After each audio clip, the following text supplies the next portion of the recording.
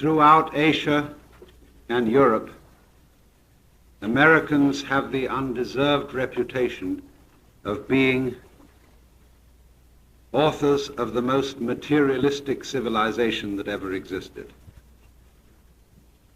The undeserved reputation. Because never was there a culture so completely unmaterialistic. I define a materialist as a person who loves material and who reverences it and who delights in using it to its best advantage. And if you will examine the system of education through which most of our children are compelled to pass, you will discover that it imparts almost no knowledge whatsoever of any kind of material competence. Our education is exclusively bookish and is designed on the whole to train people to be bureaucrats, bankers' clerks, insurance salesmen, teachers, and we hope intellectuals. It is a curious thing, but in its weak moments, it admits that there are a lot of people going through the scheme who really will never qualify for graduate school, not even perhaps for college. And for these it must provide, rather regretfully, some courses which train them for other things.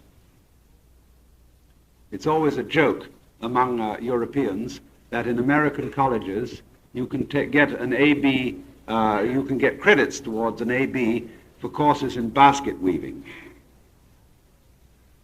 And this isn't really so funny as it looks. Because when it is the ideal that sort of everyone should go through college, if possible, you have to adjust to facts. You can't have a nation, you can't have a society in which everyone is always occupied in intellectual and computational pursuits. A few people have to be around who know how to handle the material world in a gracious way. And for these people we provide only regretfully as an afterthought that people who might otherwise be dropouts in high school should be given some courses which would prepare them for trades in carpentry, metallurgy, even perhaps auto mechanics, furniture makers, cooks, and so on. But as a rule, because these kinds of education in the academic world are provided only with regret, they are provided in a slovenly fashion.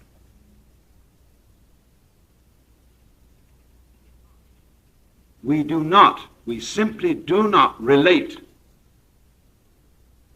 to the material world.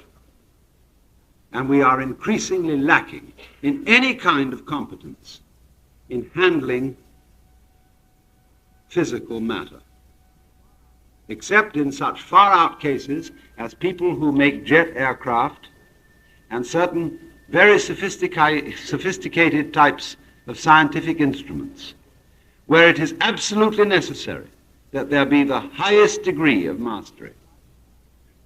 Aside from that, because of the lack of material competence, our life is extremely drab. It is simply astonishing that the wealthiest nation on earth simply does not know how to enjoy itself in a material and obvious way. Now, you would think, you see, if you were just an ordinary kind of a horse sense kind of person, that the richest nation on earth would have a whale of a good time. You would think that with all the money one earns, even at doing a factory job, that when the hours of work are over, that people would go home with all the money that they earn, which makes them princes by comparison with Indians and Chinese, that they would go home to fantastic banquets, marvelous orgies, and riots of pleasure all the night through. And this would simply be common sense to people who did not suffer from a Protestant ethic.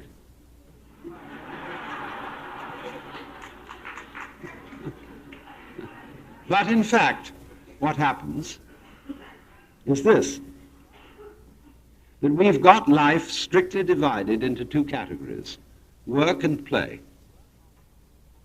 Work, on the whole, is something that you do to get money, and you are paid to do it because so much work is so deplorably boring that nobody wants to do it, so they'll pay someone else to do it instead. So while you do it, you watch the clock. You put in your hours, and then you get money for having done it, and then you're supposed to go home and enjoy yourself and have fun. Well, so what do? You get home, and instead of having fun, the main thing is to watch TV. And TV is an electronic reproduction of existence, which is cut off from you by a glass wall. It has no smell. If you're very rich, it has color. But you are as in a zoo, where you look at something beyond the bar where it says, do not touch the exhibits. You cannot touch it. You cannot mingle with it. You merely witness it in a passive way. And while you do this, you are served a TV dinner, which is something that was originally animal and vegetable, that has been frozen so as to deprive it of almost any taste at all. It is then warmed over, and you eat it not because you enjoy eating it, but because it's good for you. It enables you to continue living because it has been carefully studied that it has in it exactly the right amount of calories, carbohydrates, and vitamins. And many of such preparations are served with a small label which contains a scientific formula on them as to all the good things for you which it contains. It tastes of nothing whatsoever, and you eat this while you watch this show going on. You may wash it down with a soft drink that's vaguely alcoholic called beer. And in the meantime, you get absorbed by the spectacle going on in front of you, in which you do not participate, you merely witness it. And it goes on long enough for you to be tired enough to go to sleep. This is supposed to be a life of pleasure. Generally speaking, you see, we really are not materialists at all. We don't love material. We hate it. And we are devoted to the cause of converting it as fast as possible into junk and poison gas. We are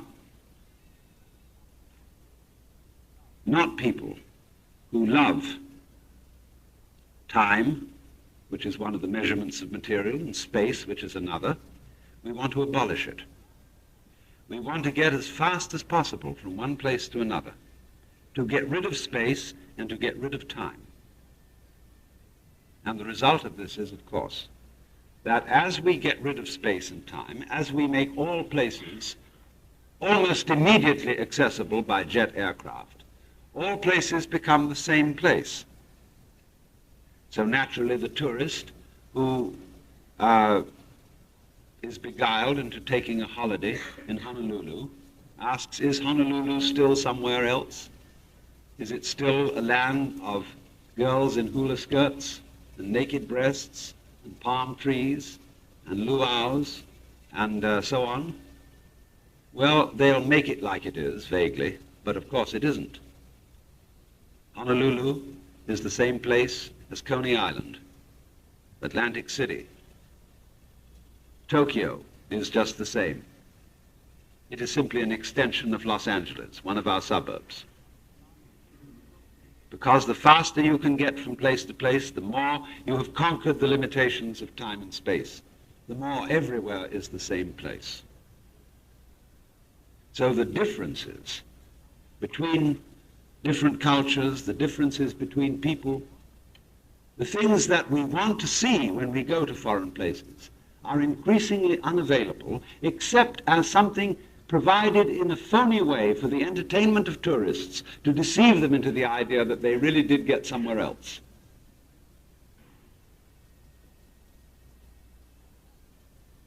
Now look at another aspect of this.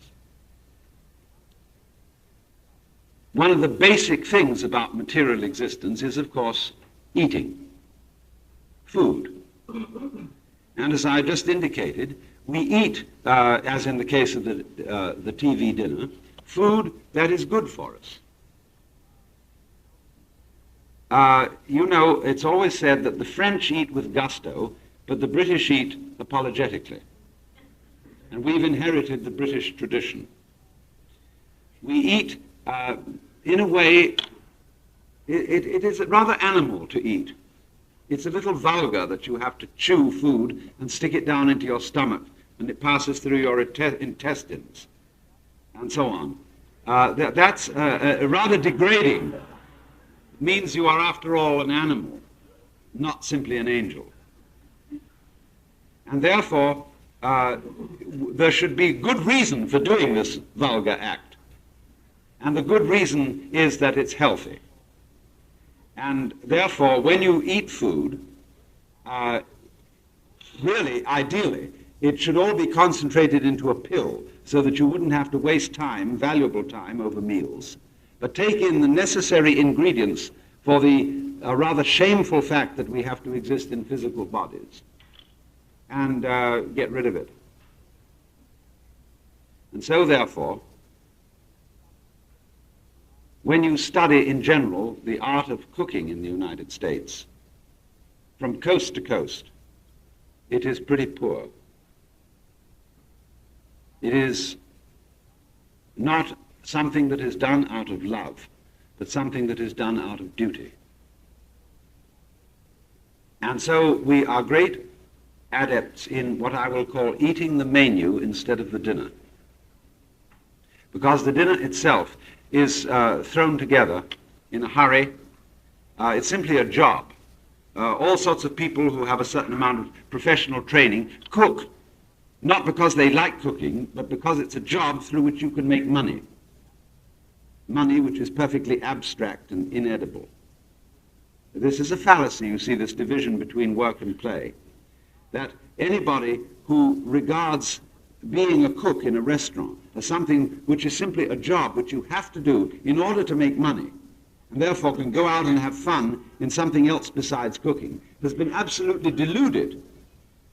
He has been persuaded to spend a very substantial part of his life doing something which he hates doing in order that he may earn the wherewithal to do what is really fun later on. And this, insofar as our education is oriented towards training people for jobs, this is the colossal fallacy in it. The only jobs worth working at are those which you thoroughly enjoy.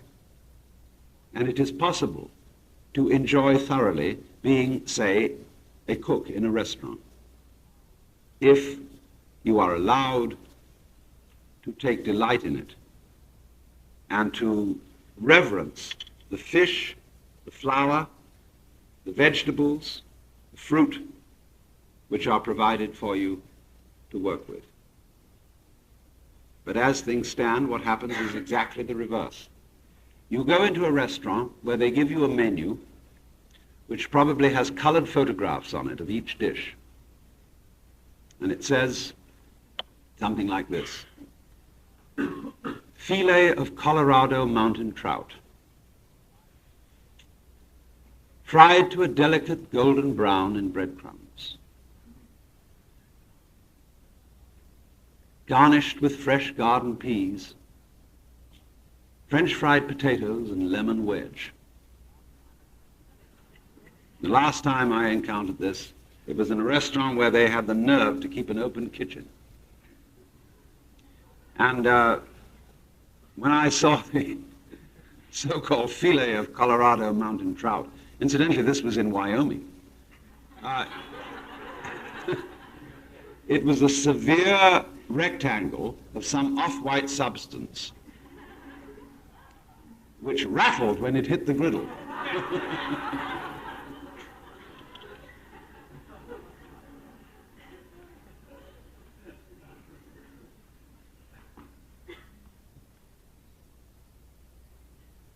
You know, the whole thing was completely mechanical, because there was in this process absolutely no love for the work itself. The cook, in other words, was wasting his precious time in life by going through the motions of being a cook in order to get money for enjoyment. Now, the thing that has to be understood fundamentally in the whole process of education for life is that money is an abstraction.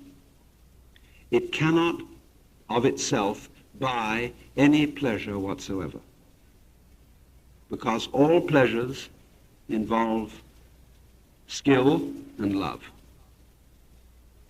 Enough love to discipline yourself to enjoy the pleasure.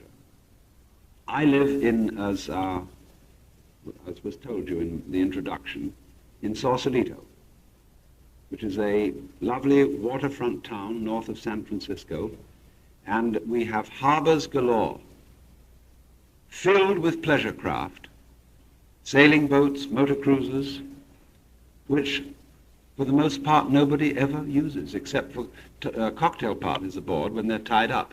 Very few people go out on them because sailing is a difficult craft. These boats were advertised as something you ought to have to enjoy yourself, but when you got them, you found that you couldn't enjoy yourself unless you knew how to sail. Well, you didn't have time to do that because you were so busy making money. So all these boats just stand around. Nobody really enjoys them at all because they won't take the trouble. But having been persuaded that money is wealth, take another case of this delusion. You can make a lot of money, say, in the grocery business by turning out shoddy products in excellent packages. You cheat on the weight and you cheat on the quality. You make more and more money. Fine. But when you've got it, what are you going to buy with it? Other people's shoddy products. We have cars with built-in obsolescence, which are nothing but toy rocket ships. We have, as I said, various kinds of foodstuffs, which are increasingly lacking in nutritive elements. We have houses, which are made of ticky-tacky.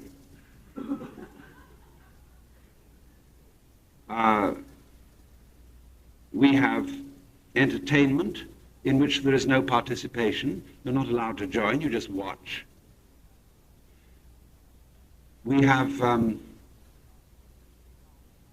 we are busily fouling our own nest. Have you smelt the air today in this town? So it all smells of some kind of funny acid.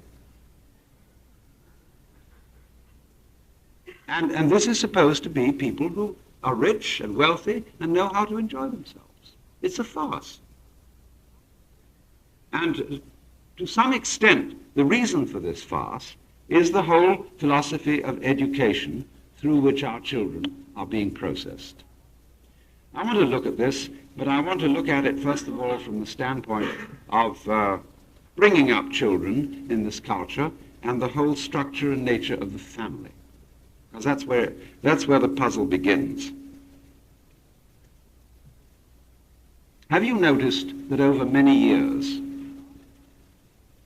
a large number of the jokes in most of our popular magazines where they print cartoons have to do with father as a clown.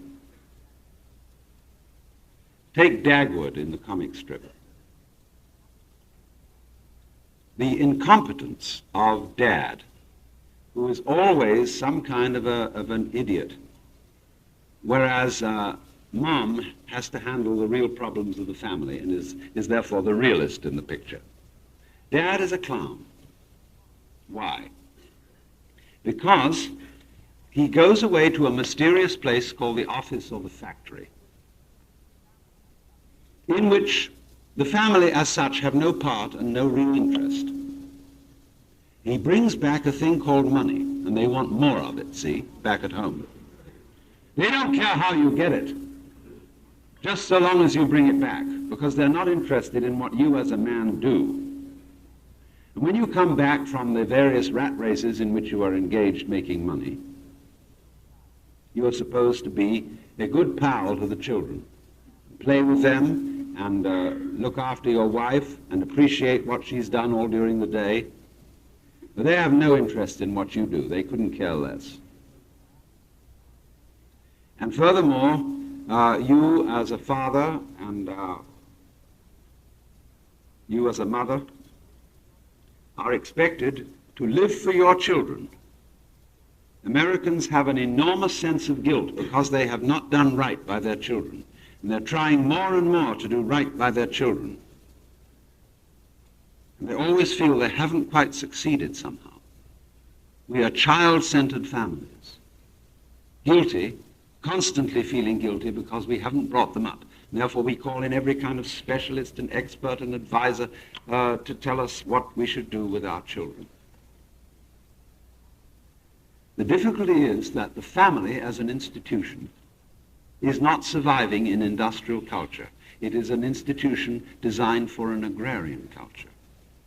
The family was built around the farm, where the children worked on the farm and understood and were brought up into the interests of the farm.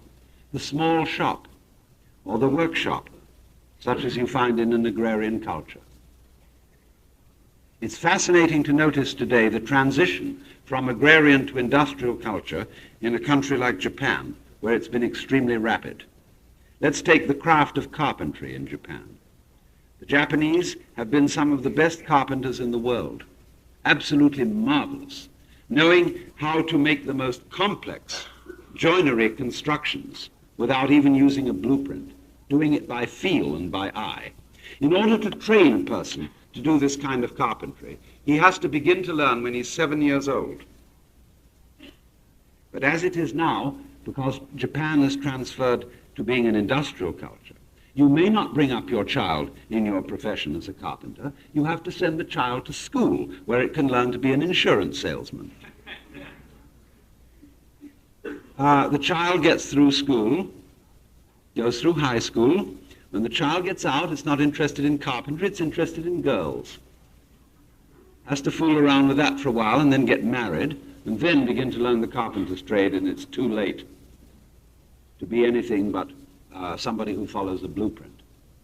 And therefore this marvelous craft which the Japanese cultivated for centuries is being lost. For what?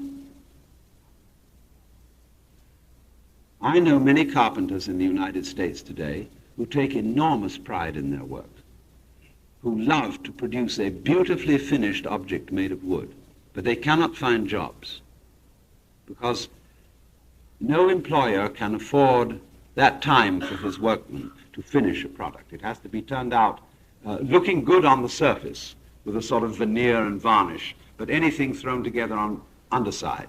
So it'll wear out and they have to do another one. So nobody has any satisfaction in the job. And the reason is that the family no longer holds together, because the family, the man in the family has to go away and earn a living that has absolutely no relation to his living relationship with his wife and his children.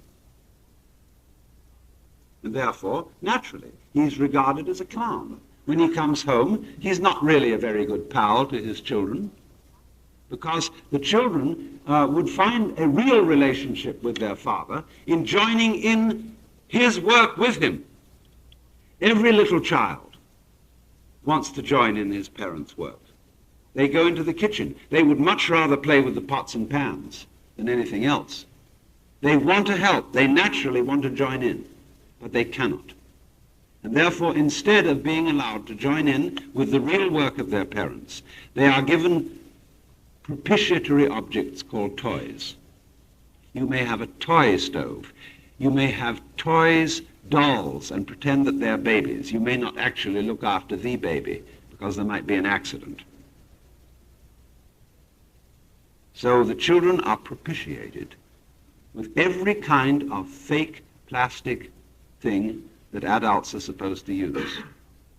Especially those real adults who go out and fight the wars, you know.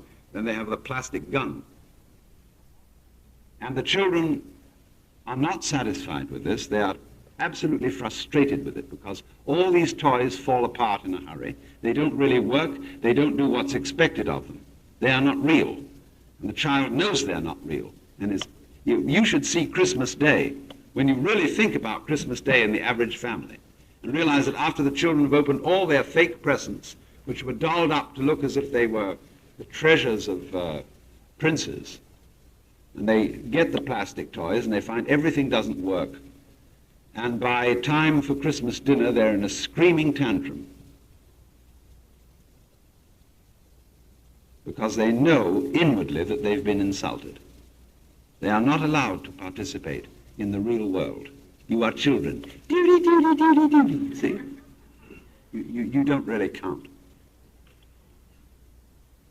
And so as the whole educational process continues, they are educated for unreality, for non-entity, by being progressively fooled. You see, it works like this. You know this story of the donkey who has a carrot suspended in front of him, and it's attached to a stick which is fastened to the donkey's collar. So we'll always chase it, but never catch it. So this is what we do. We send a child into kindergarten, and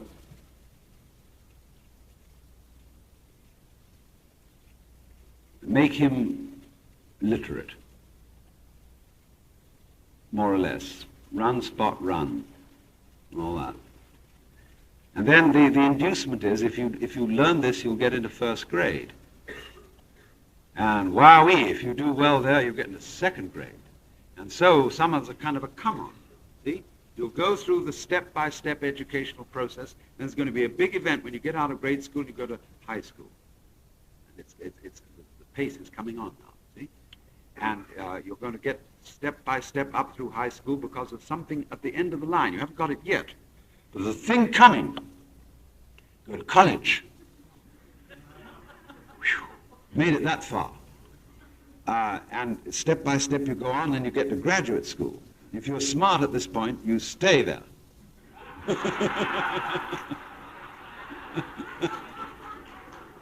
But if you don't get into graduate school so that you can just stay in the academic scheme of things, you go into business. That's getting out into the world. That's graduation. See, now you're an adult.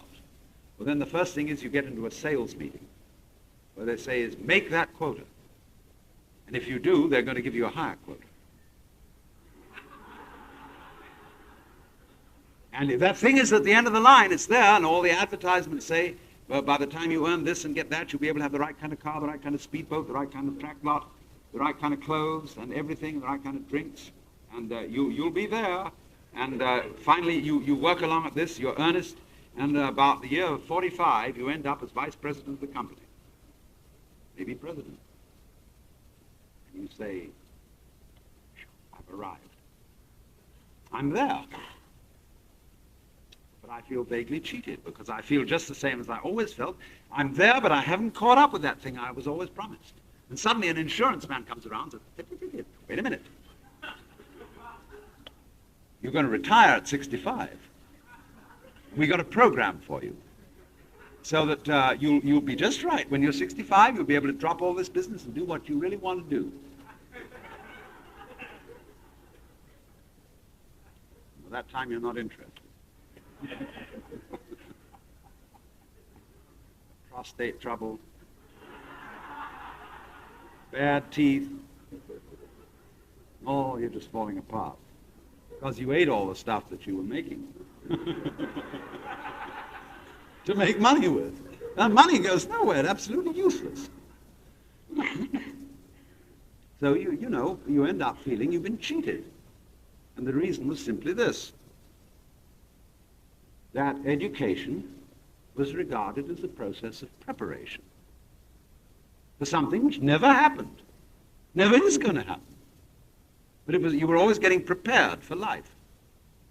A real education is an entirely different thing. And education, in the real sense, is not preparation for life. It is actually living.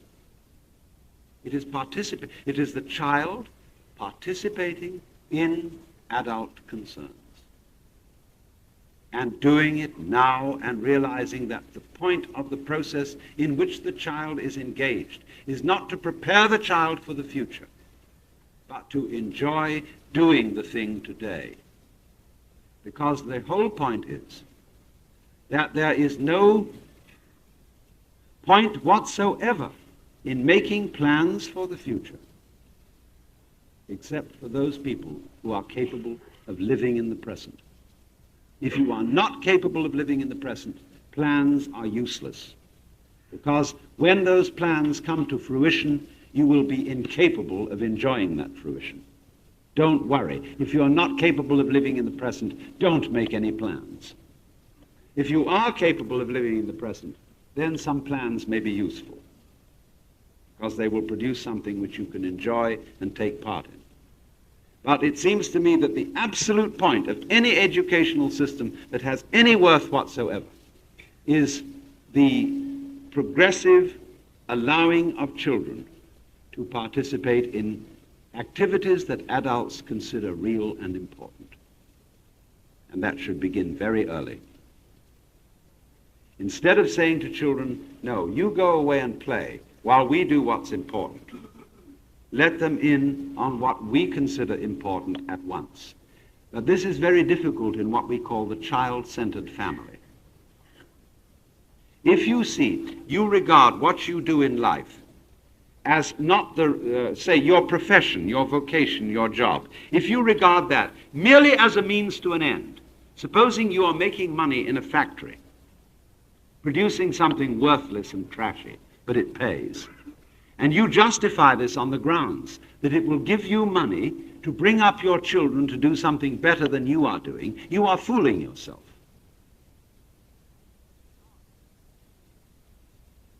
Because your child will copy you.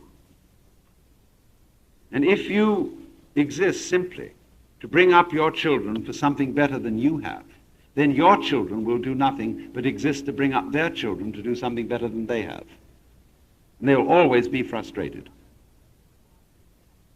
If, on the other hand, you are doing something in life, you have a vocation, a work which you're doing, which you are really interested in and which you thoroughly enjoy, and it's this that you live for and not for your children, then your children will catch your enthusiasm.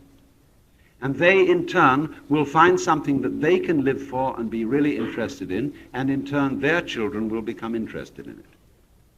But we are, unfortunately, a culture, because we always have the sense of guilt that we haven't brought up our children properly. We do everything possible we can, theoretically, for the good of the children. You should not live for the good of your children. You should live for your own good, and then your children will learn from your example how to live.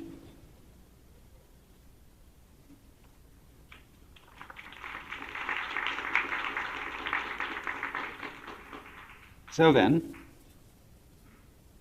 education then is a progressive letting of children in to adult life, not a preparation for adult life.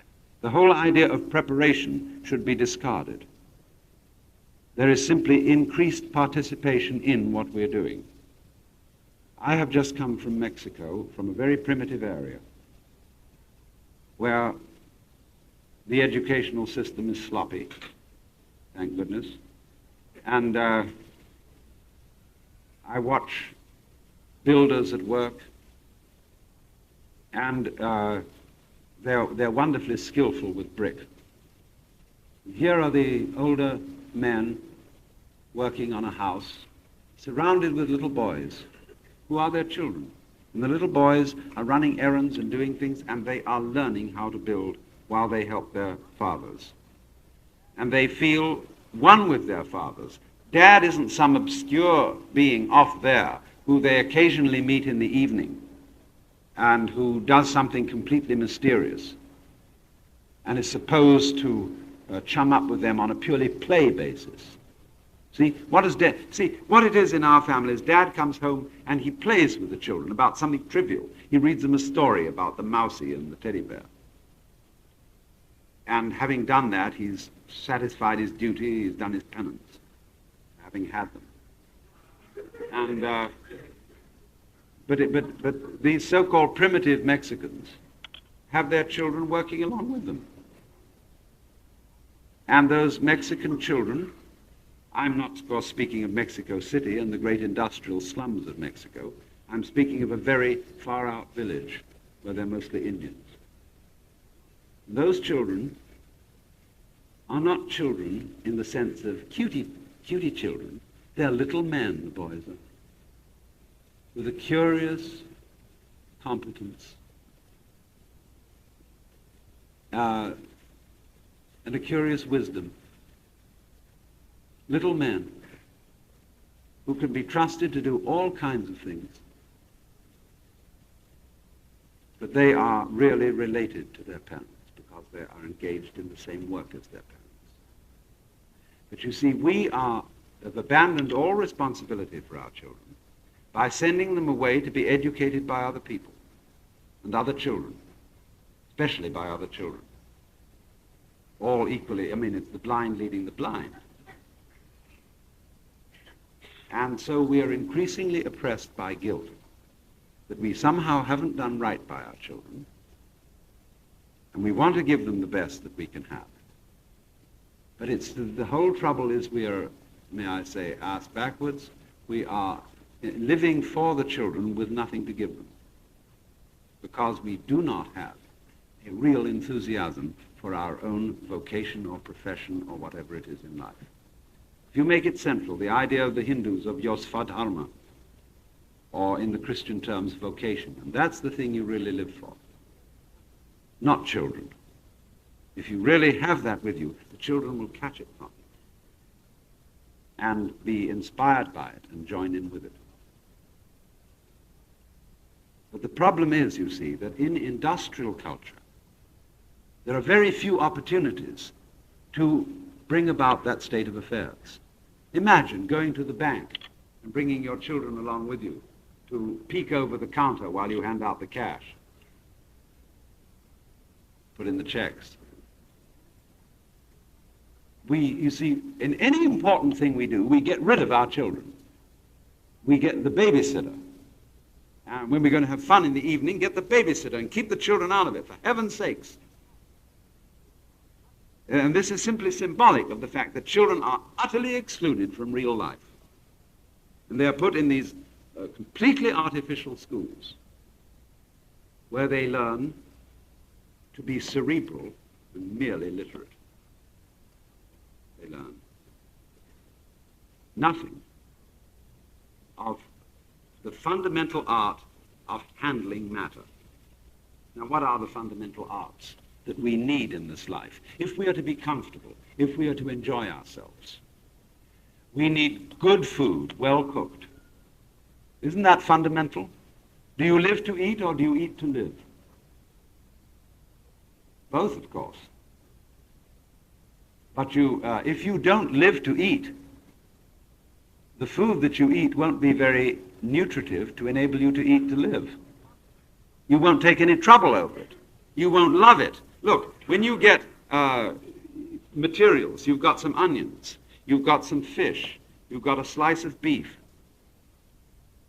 You can't cook that properly unless you love it. All those are dead creatures which have died in your honor. What are you going to do about that? The only way to deal respectably with a creature that has died in your honor is to give it an honorable cooking. The dead cow you are eating is becoming you, and the least you can do for it is to let it enjoy itself as you. Therefore, the stove in the kitchen is an altar, and you are a priest at that altar. And you should reverence that gorgeous thing. Look at a beautiful mackerel that has been caught and prepared for you, handed out by the supermarket. You've got this thing. It's a living being that's died to give you life. The best thing you can do for it is to prepare it royally. You should brood over your stove with an act of love and see that it's exactly right. Most people have no idea how to cook fish in this country. They overcook it so that it's dry and tasteless because they don't watch it. They don't wait till the exact moment when it's right. Because cooking is regarded as a chore, something that poor wives have to do. Kicked off. Look at the kitchen. Most kitchens are like bathrooms. You know, you go into the bathroom to clean up and to excrete and so on, which is sort of nasty, so you put it out of the way. The kitchens also in most homes are whitewashed places with white refrigerators and white washing machines and white sinks that look like surgeries or bathrooms. I've always found a formula. Wherever you find a colorless kitchen, you will find tasteless food. Now, in any real life, any real home, the kitchen is the center of the house. There's a great hearth where things are bubbling and everybody gathers around that, waiting with eager appetites while they watch this thing prepared that's going to be just great. Everybody is just waiting there, sitting around the fire to begin. And instead of having, you see, most houses are nowadays designed so that you pretend you still have servants. So there's the parlor, or the living space, which is prepared off from the kitchen, where you are ladies and gentlemen, see? And then you have a room downstairs where the children play, the basement, the rumpus room. And you have this thing that you're ladies and gentlemen in the living room, and there's a kitchen up there, where actually the lady of the house shoots out and all by herself, harassed, has to get all this stuff ready to present it as a big show to the guests, as if there were butlers and cooks and everything. Bring it on. There's nothing of the kind. Poor wife is alone, rushing, say when you're entertaining people in the evening, she's fixing all this stuff. Whereas if we were realistic, the kitchen would be the main room of the house. And everybody would gather around and watch it all being done, because nothing increases your appetite more than watching cooking. And we would treat this as a sacrament, the beautiful thing being done to get the food ready for us. But this simply doesn't happen, except in very few far-out bohemian homes where they've returned to this kind of thing.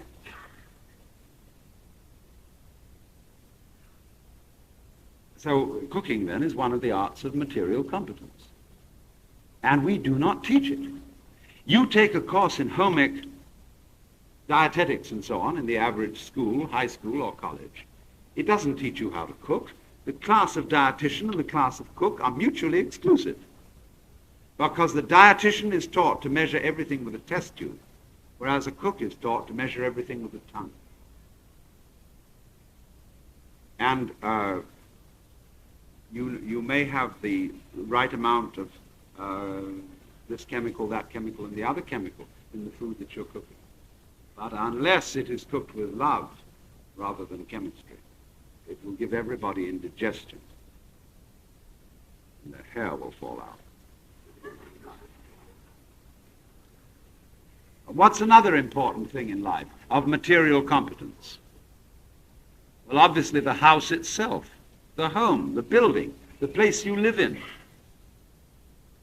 A materialist, a person who thinks that the material physical world is important, as we are supposed to think, would therefore take a great deal of trouble to see that he has a house that is lovely to live in.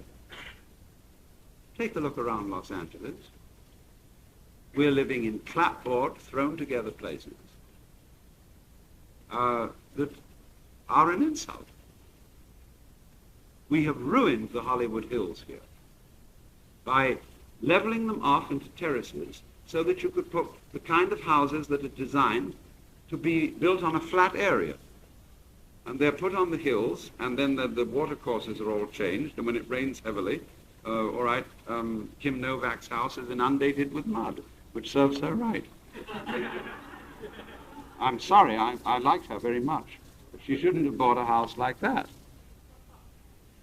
because they're not adapted to the hills. If you like to live in the hills, you want to live in hills. Therefore, don't turn them into flat areas. Therefore, design a house which is appropriate to a hill. A house which will not disturb the hill, which will fit in with the contours of nature and the vegetation of nature as it already exists, which is what you wanted to live in and enjoy anyhow, wasn't it?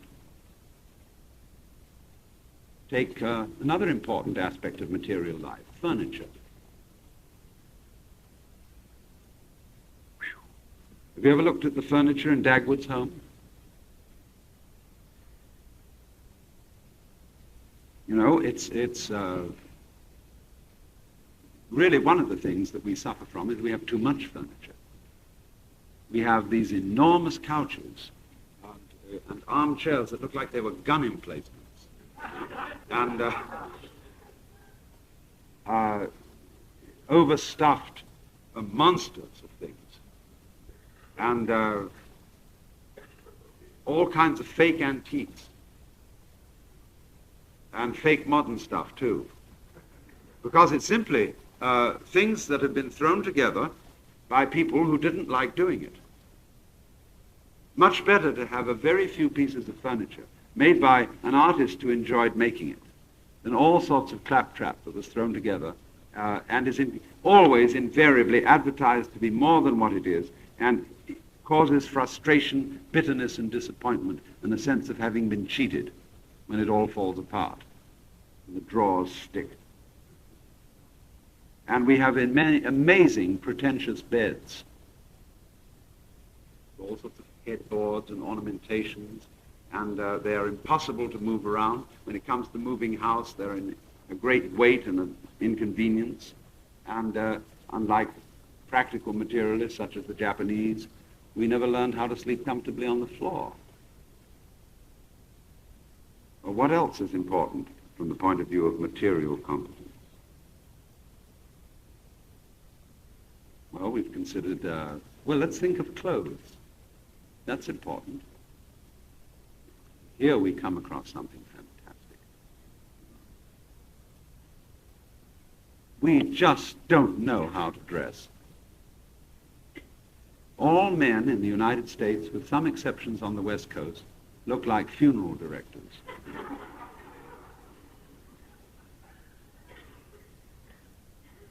Look here. I'm wearing this thing as a concession to propriety.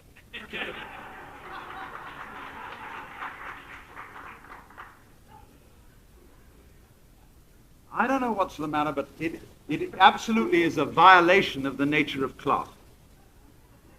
Cloth naturally is a two-way system with warp and woof, and it's woven in rectangles. That's the convenient way to weave cloth.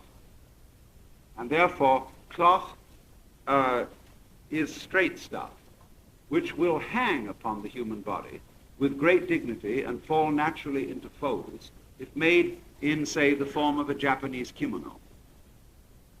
But this thing is a bastard uniform with buttons on the sleeve which serve no other purpose than a relic of the days when they were there to prevent servants from wiping their noses on their uniforms. This thing simply cannot be folded or packed away without making it a muss, so that it has to be sent to the cleaners, or your wife has to iron it in order to be fit to wear.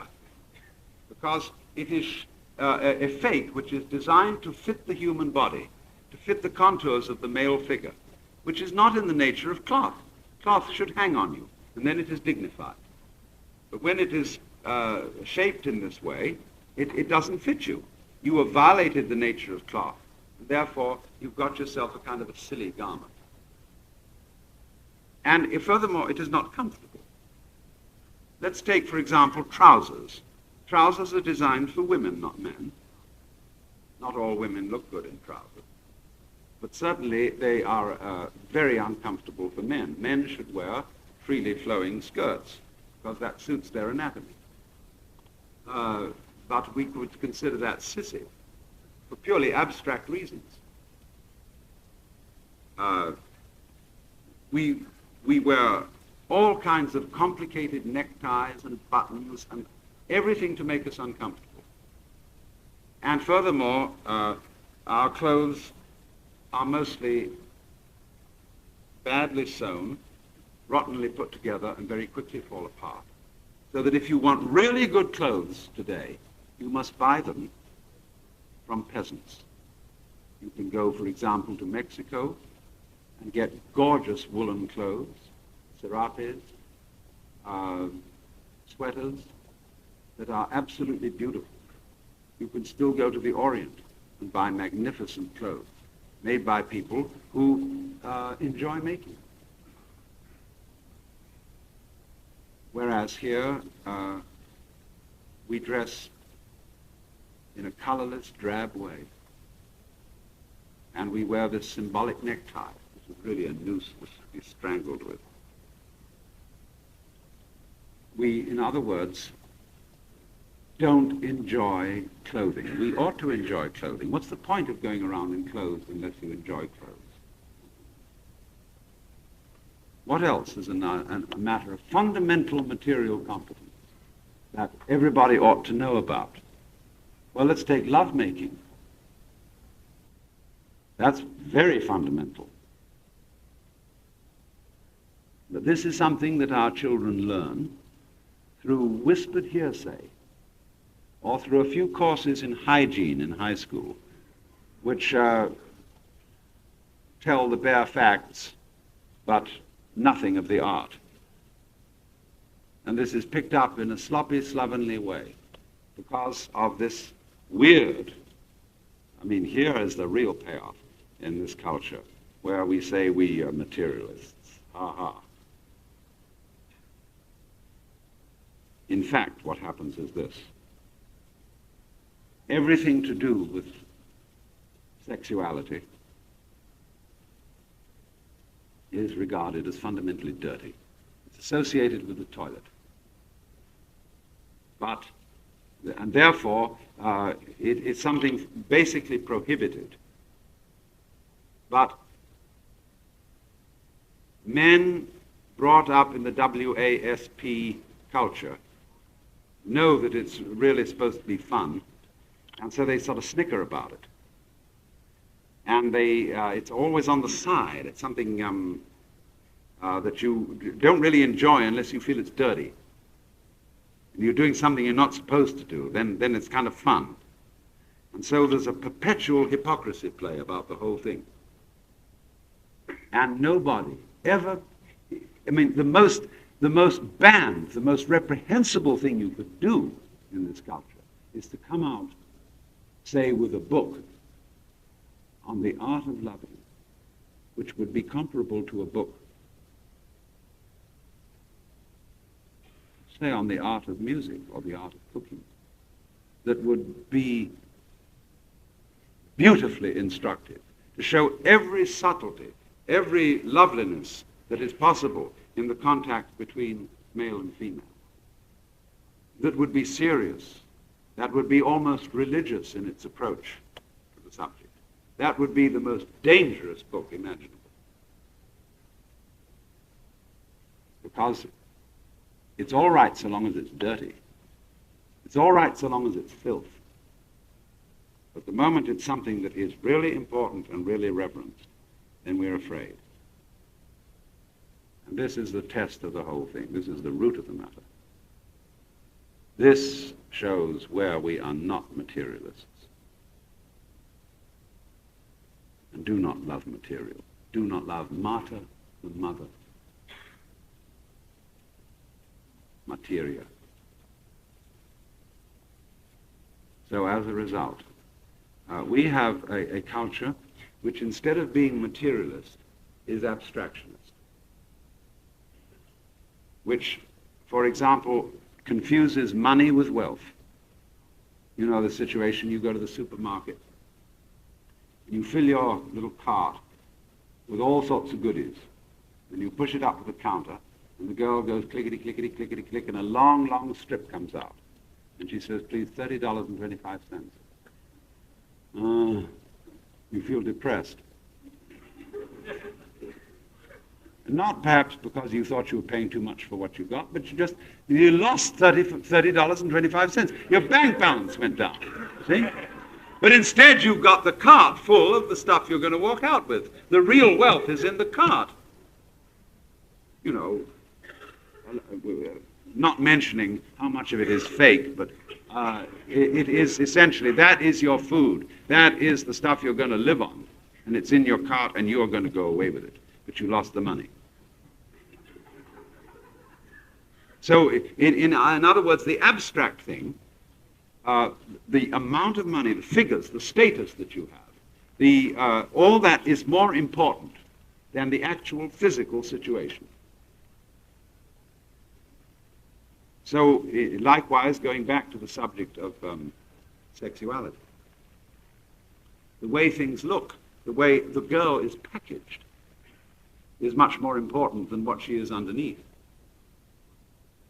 She must look right. She must have a figure of a certain fashionable kind. Hair done in such a fashionable way. Put a wig on her so that she'll really look right. Well, she has to take it off when she goes to bed, I guess. And then it's kind of a letdown.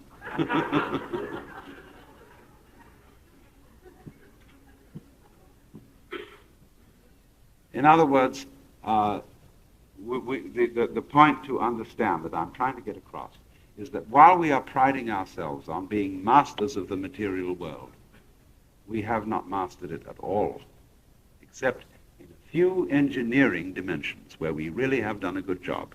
A jet plane is a remarkable triumph, even though it abolishes distance, even though it makes every place the same as every other place. It is in itself a triumph of material competence. But in all the fundamental things of life, in clothing, in cooking, in housing, in raising children, in lovemaking, we are the biggest material incompetence that ever existed, because our values are abstract instead of concrete. How it looks rather than how it feels.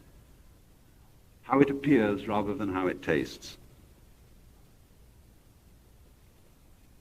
And so I would think what I'm saying is that we need an education which brings us back to nature in the sense not of the birds, the bees, and the flowers, and all that sentimentality, but of being focused on the material present. And knowing that this is where you live, and this is what you have to deal with. To be completely related to the physical, natural, material, or whatever you want to call it, here and now. To know that's the only place you live. You don't live anywhere else. And to be able to live richly and fully in that situation, instead of constantly preparing children for something else later altogether.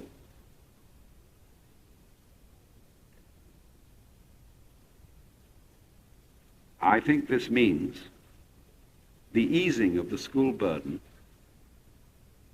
first of all, by throwing a lot of it back on the parents.